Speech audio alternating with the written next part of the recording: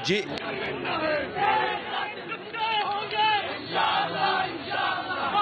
नस्लवाद की cover खुदेगी, JNU की धरती की चिता जलेगी, जेएनयू की धरती पे।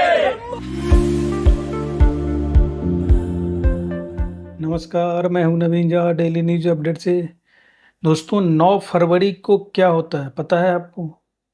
नहीं पता होगा, क्योंकि 9 फरवरी जो राष्ट्रवादी लोग हैं उनके लिए कोई इम्पोर्टेंट दिन नहीं है। लेकिन जो देश विरोधी कामों में रहते हैं उनके लिए 9 फरवरी बहुत इम्पोर्टेंट दिन होता है दोस्तों।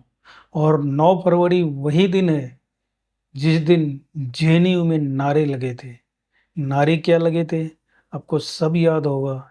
नारे का नाम सुनकर याद आ ही गया होगा। नारा याद आ गया होगा। नारा किसने लगाया, किसने लगवाया, ये सब याद आ गया होगा।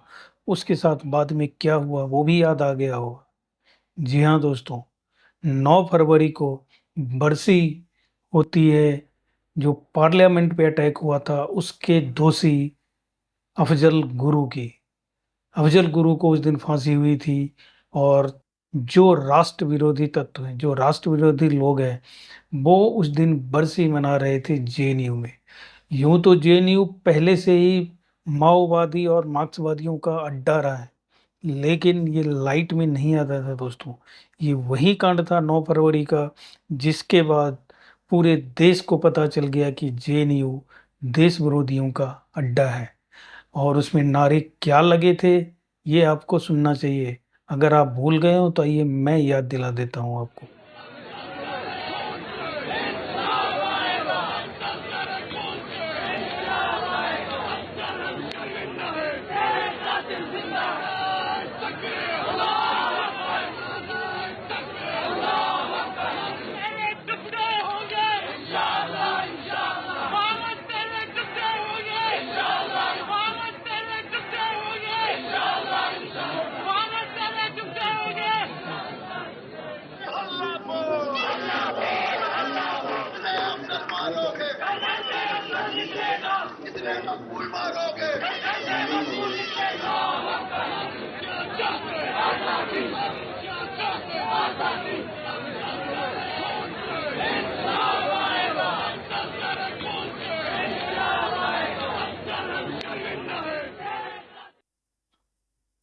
देख लिया आपने कैसे कैसे नारे लग रहे थे कि अफजल हम शर्मिंदा है, तेरे कातिल जिंदा है।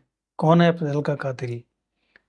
यहाँ पे जो फैसला होता है सुप्रीम कोर्ट से होता है। तो अफजल गुरु का फासिल जो कातिल है वो क्या सुप्रीम कोर्ट है? भारत तेरे टुकड़े होंगे इंशाअल्लाह इंशाअल्लाह, ये सब नारे लग रहे हैं दोस्तों। और उसका सरगना यही था कन्हैया कुमार, जो आजकल राहुल गांधी के साथ घूमता है दोस्तों। पूरे नए भारत जोड़ो यात्रा में वो राहुल गांधी के साथ था। अब कैसा भारत जोड़ रहा था राहुल गांधी कन्हैया कुमार को लेके, ये आप लोग सब सोच सकते हैं। लेकिन कन्हैया कुमार पे जब केस हुआ था सेडिशन का इस वीडियो के आने के बाद, तो वो तो बच गया पटियाला हाउस कोर्ट में। नहीं तो जो वकील वहां पे थे वो तो वही उसी दिन उसका काम तमाम कर दिया होता। देखिए पुलिस कैसे उसको बचा के लेके भाग रही है दोस्तों।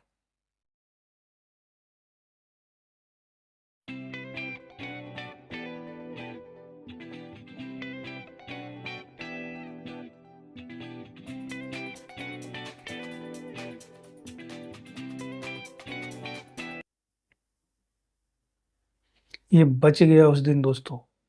लेकिन अब तो ये कांग्रेस के संरक्षण में आ चुका है, राहुल गांधी की छत्र छाया में आ चुका है। तो अब इसका क्या होगा? अभी इसको राहुल गांधी देशद्रोहियों के सहायता से हमेशा देश को नीचा दिखाने का काम करते रहते हैं, देश में भी और विदेश में भी। लेकिन जो लोग ये कहते हैं कि नए मोदी के आने से देश में क्या बदलाव हुआ है, तो ये तो आपने देख लिया कि पहले कैसे नारे लगते थे जेएनयू में। लेकिन अब जब देश बदल रहा है धीरे धीरे, एक दिन में बदलाव नहीं होता। ऐसा नहीं था कि 2014 में मोदी ने शपथ लिया और रातों रात सब कुछ बदल जाएगा, ऐसा नहीं होता। उसमें टाइम लगता है। और टाइम सबसे ज़्यादा इसलिए लगता है कि हमारे यहाँ देश विरोधी ताकतें हमारे आस्तीन में घुसे हुए हैं दोस्तों। तो उससे लड़ना इतना आसान नहीं होता है। तो अब जेएनयू में कैसे नारे लग रहे हैं, जब देश विरोधी को हटा के नहीं, लेकिन उसके ऊपर हावी हो रहे हैं राष्ट्रवादी ताकतें। और जब राष्ट्रवादी ताकतें हावी होती हैं कहीं पे, तो नारा क्या लगता है, ये सुनिए जरा नारा वहां पे क्या लगा है। हो बर्बाद हो बर्बाद हो बर्बाद हो बर्बाद हो बर्बाद हो बर्बाद। नक्सलवाद से तोड़ोगे, हम राष्ट्रवाद से जोड़ेंगे, नक्सलवाद से तोड़ोगे, हम राष्ट्रवाद से जोड़ेंगे, माओवाद से तोड़ोगे, हम राष्ट्रवाद से जोड़ेंगे, मार्क्सवाद से तोड़ोगे, हम राष्ट्रवाद से जोड़ेंगे, अलगाववाद से तोड़ोगे, हम राष्ट्रवाद से जोड़ेंगे। नक्सलवाद की कब्र खुदेगी जेएनयू की धरती पे, नक्सलवाद की कब्र खुदेगी जेएनयू की धरती पे, माओवाद की चिता जलेगी जेएनयू की धरती पे, माओवाद की चिता जलेगी जेएनयू की धरती पे। दोस्तों, इस नारे को सुन के अब ऐसा लगता है कि अब वो दूर नहीं, कि अगले साल 2 साल में वहां से माओवादियों का सफाया होना निश्चित है। और जब माओवादियों का सफाया होगा, तो जेएनयू में ऐसे ही नारे निकलेंगे। वैसे तो जेएनयू ने बड़े बड़े लोगों को प्रोड्यूस किया है, लेकिन ऐसे कन्हैया जैसे राष्ट्र विरोधी लोगों को भी प्रोड्यूस किया है दोस्तों। लेकिन अगर ये नारे कंटिन्यूअस लगते रहे राष्ट्र प्रेमी लोगों का, तो आगे कुछ सालों में लगता है कि देश विरोधी जो ताकतें हैं, जो देश विरोधी लोग वहाँ पे जाके शिक्षा ग्रहण करते हैं और माओवाद और नक्सलवाद को पूरे देश में फैलाने का काम करते हैं, इसका खात्मा होना निश्चित है दोस्तों। शुरुआत तो कर दिया है जो राष्ट्र प्रेमी लोग हैं, लेकिन उसमें थोड़ा टाइम लगेगा, क्योंकि इसकी जड़ें इतनी गहरी हो चुकी है राष्ट्र विरोधी ताकतों की जेएनयू में। और यही एक सेंटर है जो बच गया है दोस्तों। बंगाल से उखड़ चुका है मार्क्सवादी, त्रिपुरा से उखड़ चुका है मार्क्सवादी, केरला में भी थोड़ा बचा है, वहां भी देखिए धीरे धीरे कम हो रही है, क्योंकि वहां भी राष्ट्र प्रेमी लोग जो हैं वो वहां पे अंदर घुसते चले जा रहे हैं।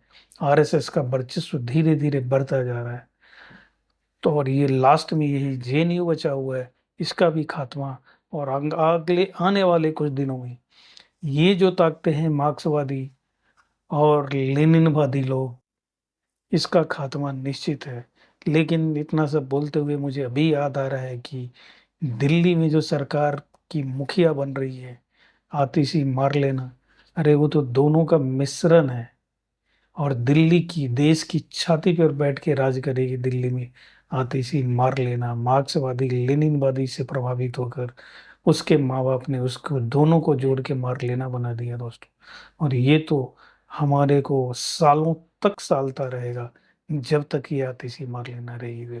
लेकिन इतना कहना है मेरा कि देश धीरे धीरे बदल रहा है और सही रास्ते पे जा रहा है। तो राष्ट्र विरोधी ताकतों का कहीं भी विरोध करना हो तो पीछे नहीं रहना है, और हमेशा आगे बढ़ के उनको मुंह तोड़ जवाब देते रहना है दोस्तों, अगर आपने इतना सुनने के बाद भी चैनल को सब्सक्राइब नहीं किया है तो कर लीजिए, ताकि आपको इस तरह का वीडियो मिलता रहे। और वीडियो को लाइक और शेयर करना ना भूलना दोस्तों। धन्यवाद।